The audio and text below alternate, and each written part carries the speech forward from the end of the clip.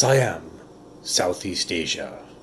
For many years, southern Siamese foodies had been producing a popular sauce made by letting huge vats of anchovies ferment for months in the hot and tropical sun. Around the end of the 15th century, the itinerant Hokkien Chinese traders discovered this delicacy and, for reasons known only to themselves, decided that this sauce would become the hip new food trend that would take the Far East by storm. In need of a clever name to market it under, they decide to call it fish sauce, which in Hokkien dialect of the time is ka chop. On strong demand, the Hokkien eventually are exporting this Siamese ka-chop as far west as the Middle East and Africa, and as far east as along the Indonesian archipelago.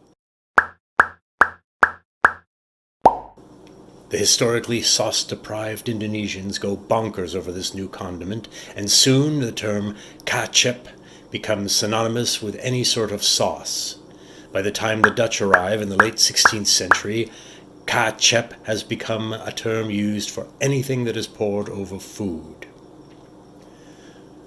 The Dutch figured that the Indonesian sauces might sell as well as the Indonesian spices, and quickly begin to export various Indonesian sauces, including the popular ketchup manis, or a sweet soy sauce, to Europe and beyond.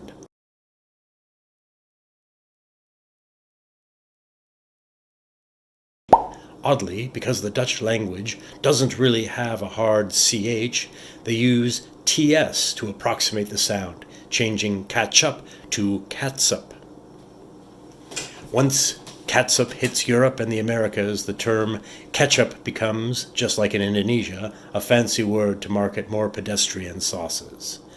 So, when the Americans decide to make a simple sauce from one of their indigenous red fruits, they decide not to simply name it tomato sauce, but to elevate it to tomato ketchup.